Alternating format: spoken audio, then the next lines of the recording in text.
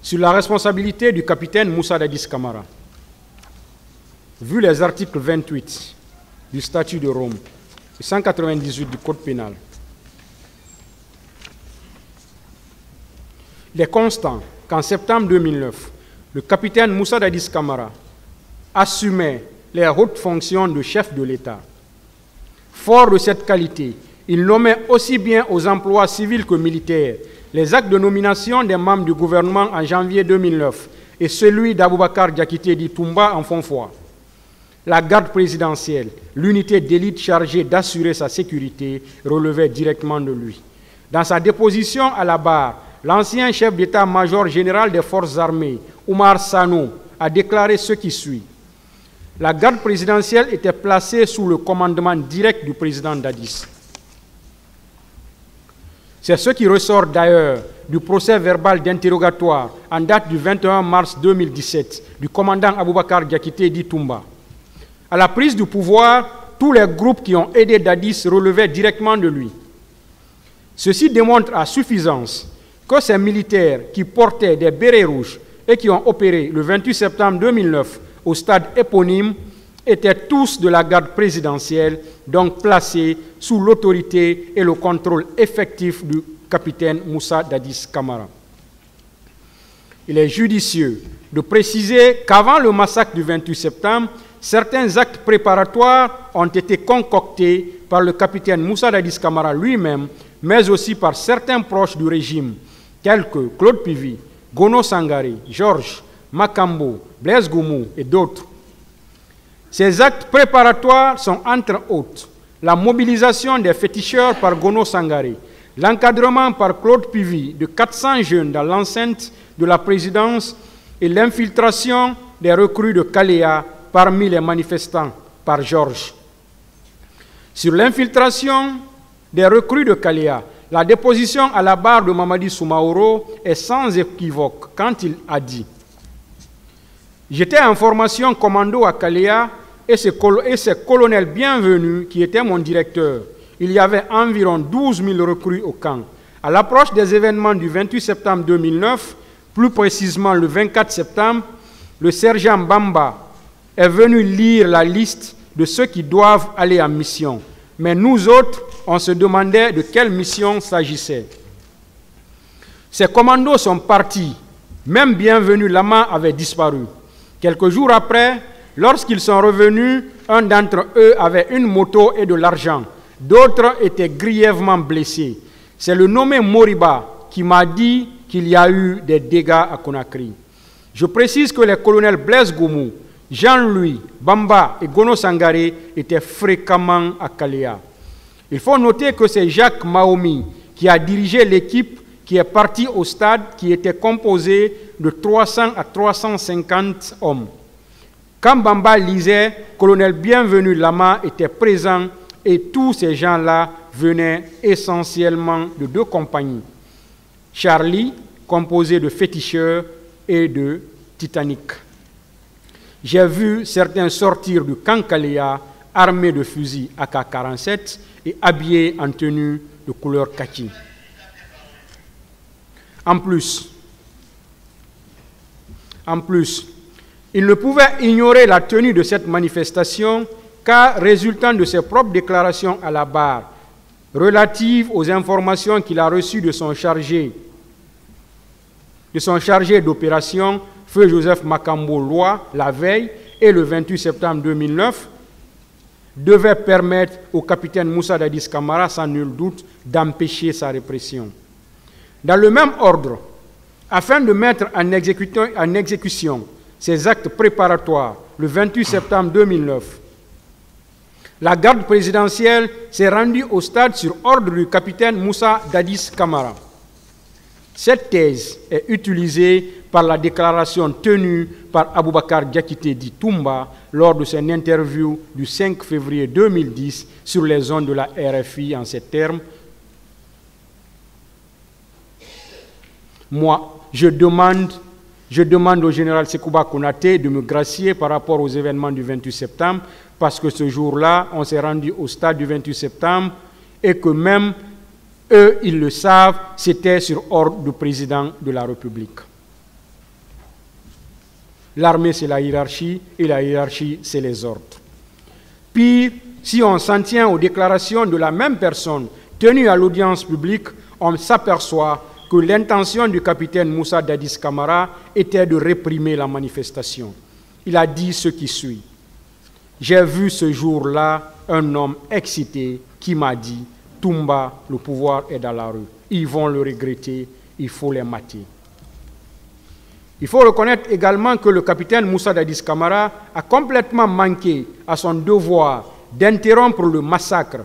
Sa déclaration à la barre prouve toute son indifférence face à la situation.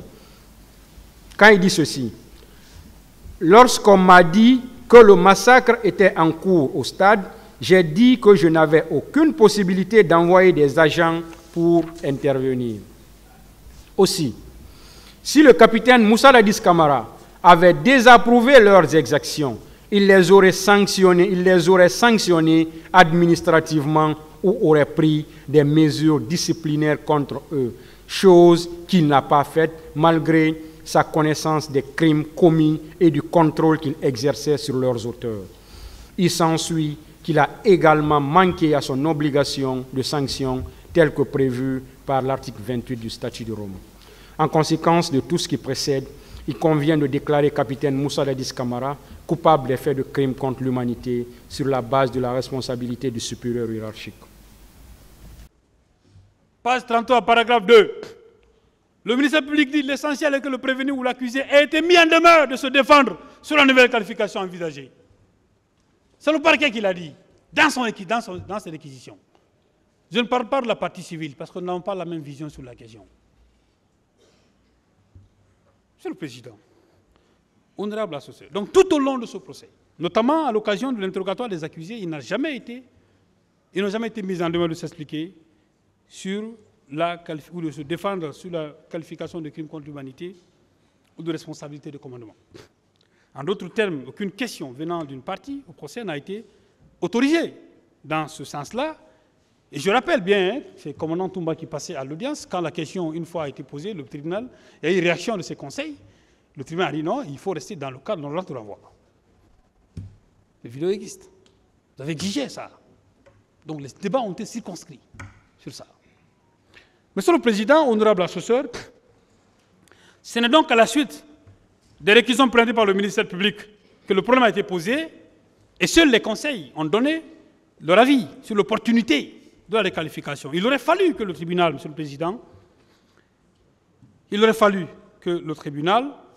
que les accusés eux-mêmes soient interrogés par le tribunal, le ministère public et les conseils de la partie civile sur les éléments constitutifs des infractions de crimes contre l'humanité, de responsabilité de commandement. Autrement encore, notre client n'a jamais été en situation de se défendre sur ces infractions-là. Le capitaine est là. Jamais. Jamais. À supposer que le tribunal décide de réqualifier, ce qui est inenvisageable en l'espèce, Monsieur le Président, le capitaine n'a pas été mis en position de se défendre sur ces éléments constitutifs des nouvelles qualifications réclamées par le ministère public et soutenues par la partie civile. Monsieur le Président, honorable assesseur, je vais vous rappeler deux choses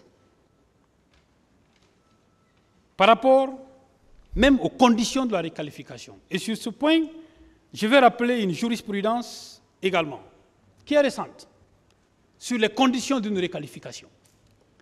Vous verrez que ce n'est pas possible.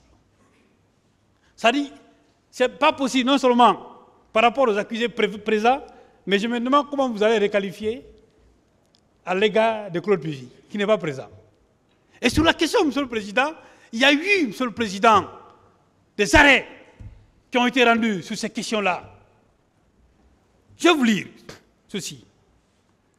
Il est de jurisprudence, Monsieur le Président, que si le tribunal estime devoir requalifier les faits dont il est saisi, c'est à la double condition que les faits, que les différentes parties au procès puissent contradictoirement débattre de la question et que les éléments constitutifs de la nouvelle qualification envisagée ne soient pas matériellement différents de ceux de la précédente qualification. Dans ce dernier cas, le tribunal devrait recueillir l'accord exprès du prévenu ou l'accusé pour être jugé sur ces nouveaux faits.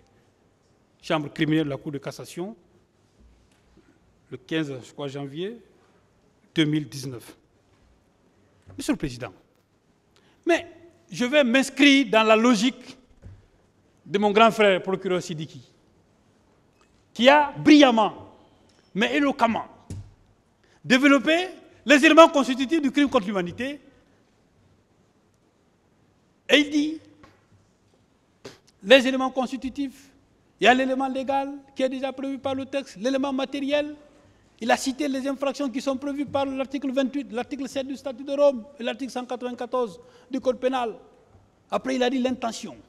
Mais je viens de vous lire une jurisprudence, Monsieur le Président, pour dire que la nouvelle qualification envisagée ne doit pas être matériellement différente de la précédente infraction dont la requalification est demandée. Mais le meurtre, qui fait partie des infractions qui sont prévues par le statut de Rome, le meurtre. Mais le meurtre pris seul, ce n'est pas un crime contre l'humanité? Mais non. Et quand vous prenez l'alinéa 2 de l'article 194 du code pénal, puisque c'est de ça dont il parle, Monsieur le Président, honorable assesseur, le législateur va plus loin pour dire, il a cité non seulement ces infractions, meurtre, les viols, ainsi de suite, mais il dit que lorsque ces infractions sont commises dans le cadre d'un plan commun ou d'une politique d'un État ou d'une organisation, et dans le cadre d'une attaque générale et systématique, ce qui veut dire que la généralité et la systématicité de l'attaque et le cadre, le plan commun dont il est question, sont tous, Monsieur le Président, des éléments constitutifs du crime contre l'humanité. Mais vous jugez votre juridiction, Monsieur le Président, des infractions de meurtre, d'assassinat tous les jours ici. Mais pourquoi vous ne qualifiez pas ces choses-là de crimes contre l'humanité? Parce que ces infractions, prises de façon isolée, ne suffisent pas pour parler de crimes contre l'humanité. Il faut parler d'attaque généralisée, systématique, et faite dans le cadre d'un plan commun et d'une politique d'un État ou d'une organisation.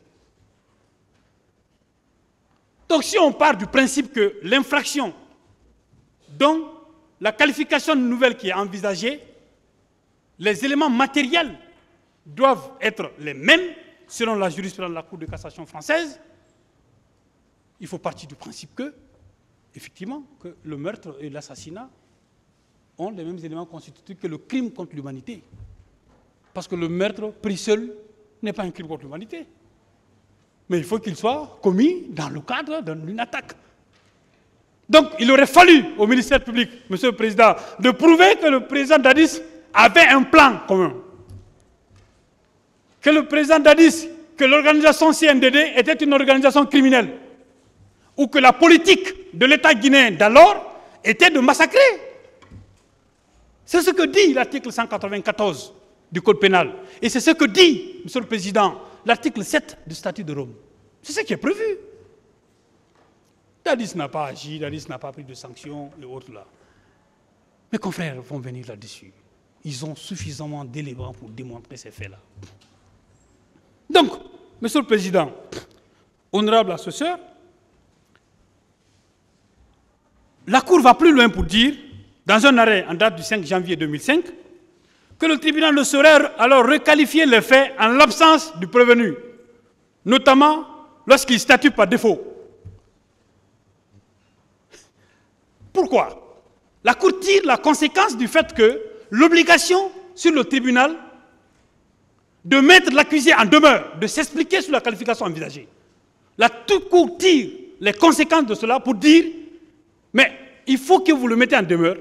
Et d'ailleurs, s'il n'est pas présent, vous ne pouvez pas le faire.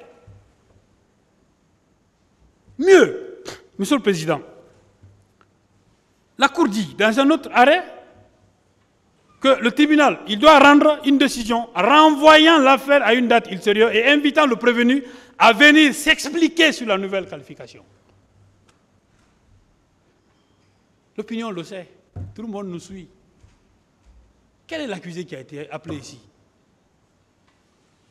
Donc ça veut dire s'il y a une obligation de requalifier les faits, il y a une obligation à laquelle le tribunal est tenu, c'est celle de mettre les accusés en demeure. Le tribunal, ne l'ayant pas fait, il doit respecter les droits de la défense. Vous ne pouvez pas juger le capitaine Dadis pour crime contre l'humanité alors qu'il n'a pas été interrogé sur ça. Il ne sait pas expliquer sur ça. Ce n'est pas possible. Monsieur le Président, l'arrêt que je viens de dire là, date du 22 février 2017, la Cour va plus loin, Monsieur le Président, pour dire, c'est pourquoi j'ai dit que les arguments de la défense ont évolué sur sa question. On a évolué, nous. Ce n'est plus l'autorité de la chose jugée et autres. C'est des choses qui ont déjà été débattues. Nous, on dit de nouvelles choses depuis le début de ce procès-là.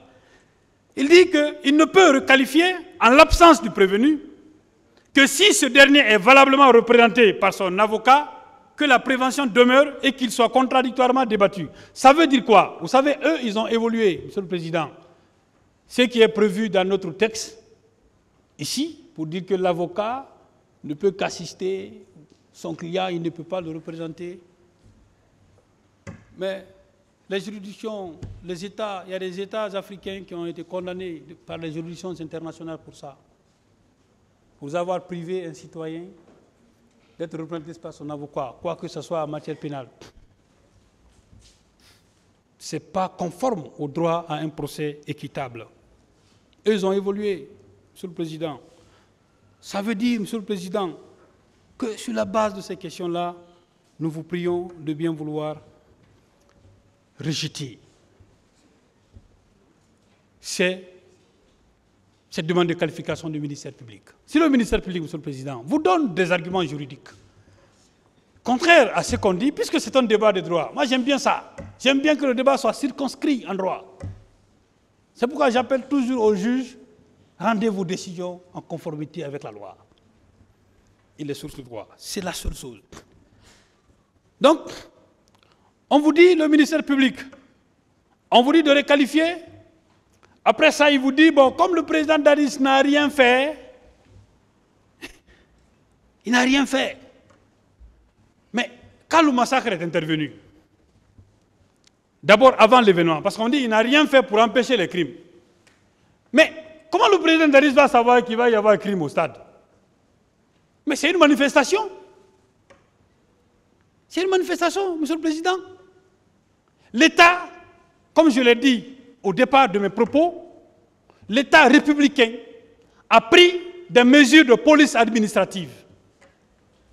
Vous savez, ces derniers temps, au moment où notre justice était à la une, dès qu'on dit manifestation, vous voyez le parquet général tout de suite sortir avec des communiqués. On dit celui qui sort et qui a des dégâts et qui commet des infractions, l'État ne va poursuivre. Ah, c'est ça. Parce que les manifestations étaient interdites. Interdites à l'époque. Et toujours interdites. Donc le parquet général sort toujours pour dire ça. Oui, eux ils peuvent le faire. Monsieur le procureur, le président Dadis, ils ont interdit la manifestation par un communiqué du gouvernement. Ça c'est avant. Vous dites qu'il n'a rien fait pour empêcher. Voici ce qu'il a fait.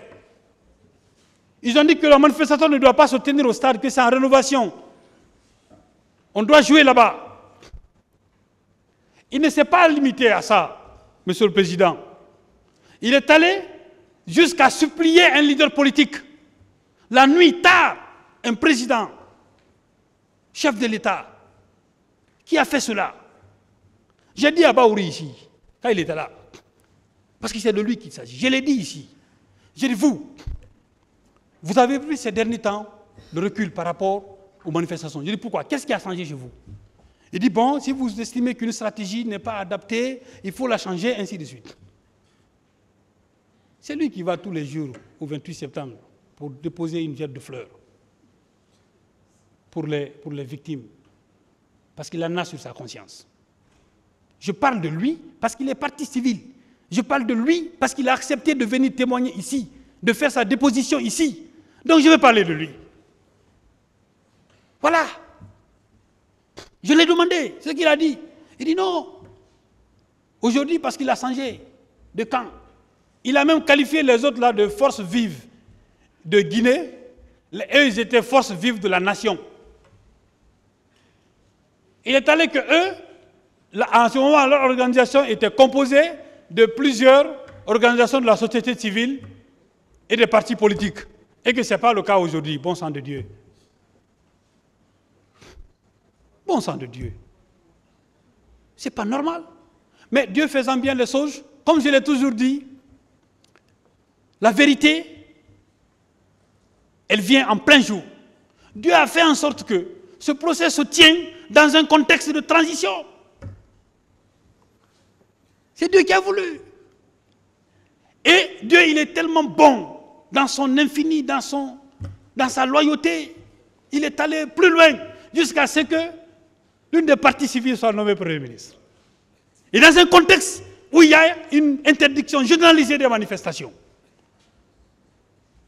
Le président Dadis n'a jamais fait une interdiction généralisée des manifestations.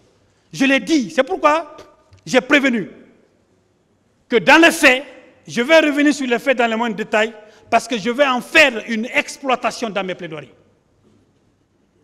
La manifestation n'était pas générale. Le journaliste Amadou Diallo est venu ici. Et les autres. Al-Gassimou, je crois, Bari ou Diallo, il est venu ici. Le président Dadis n'a jamais eu de problème avec les journalistes. Il a trouvé des acquis. Le général Lansana Conté, qui est un militaire comme lui, il ne va pas remettre en cause. Il n'a jamais remis en cause les droits fondamentaux. Il n'a jamais fermé un média. Il n'a jamais interdit une manifestation. Monsieur le Président Dadis, les événements du 28 septembre ont été un accident de parcours qui ont été faits pour souiller votre image. Parce que c'est vous qui étiez président à l'époque. Ça aurait pu être une autre personne. Mais Dieu vous a rendu justice, quelle que soit l'issue de ce procès. Ceux qui vous disent qu'il fallait courte ce jour-là tenir la manifestation, c'est un d'entre eux qui est militant aujourd'hui de la violation des libertés publiques et des droits fondamentaux. La liberté d'expression. J'ai dit que je ne serais pas tendre. Tout homme politique qui a accepté de venir ici faire une déclaration assumera sa responsabilité. Parce que ici, ce n'est pas une tribune politique. Ce n'est pas une tribune politique.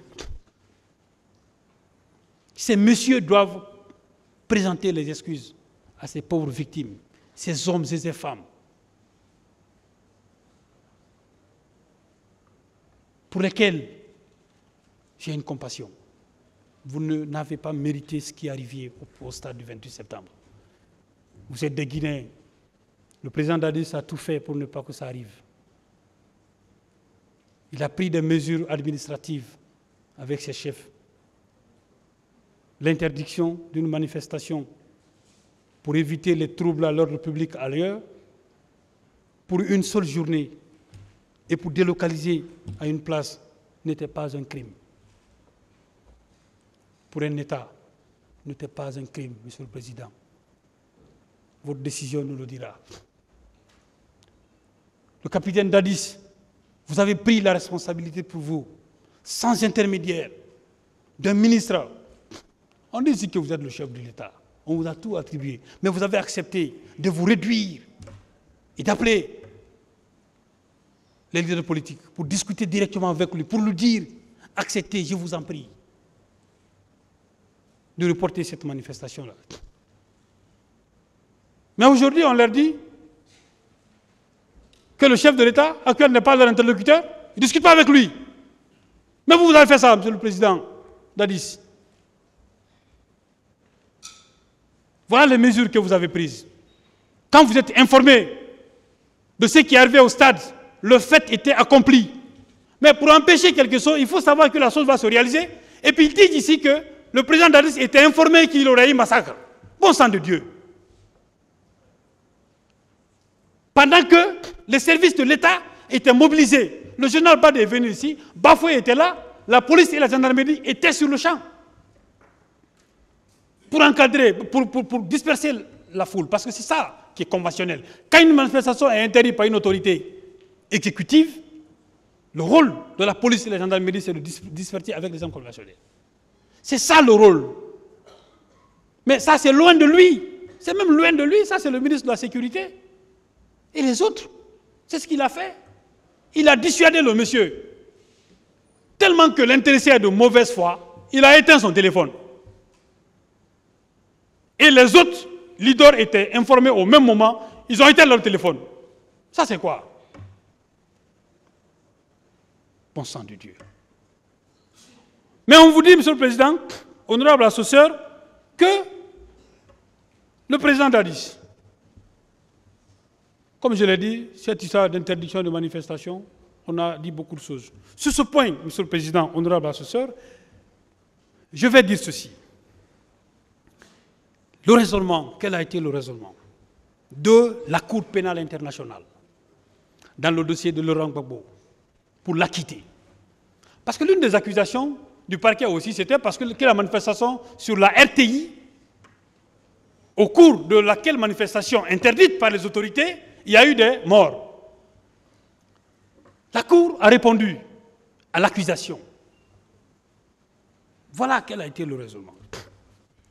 Dans cette affaire, le procureur a estimé, Monsieur le Président, honorable assesseur, que Gbagbo lui-même a instruit les généraux le 7 décembre que la marche du 17 décembre 2010 des partisans de M. Alassane Ouattara sur la RTI était interdite. Le procureur dit que Gbagbo a instruit que la marche était interdite. C'est son accusation. Donc pour lui, puisque la marche était interdite, tout ce qui s'est passé là-bas, c'est Gbagbo qui est responsable. Il va plus loin, le procureur. Il dit, le procureur a déduit de cette interdiction que ces instructions ont été effectivement suivies des faits, car les preuves démontrent que les FDS ont violemment réprimé la marche.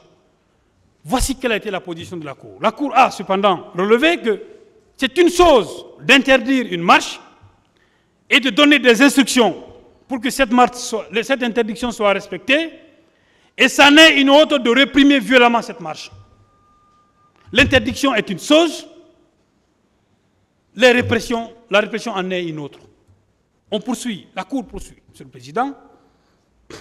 Elle ajoute que s'il existe effectivement des preuves de ce que le haut commandement des FDS avait été informé, de ce que l'opposition planifiait de faire organiser une marche qui était interdite, et que des réunions étaient tenues entre le président et des responsables militaires, cela ne constitue pas pour autant la preuve d'une répression par tous les moyens de la marche interdite.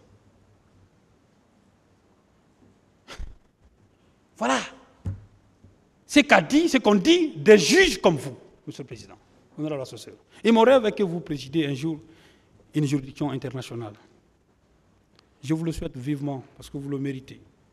La Cour a aussi relevé à juste titre, Monsieur le Président, que dans sa décision, que la tenue de réunions en période de crise avec des responsables politiques et militaires n'est pas en soi illégitime.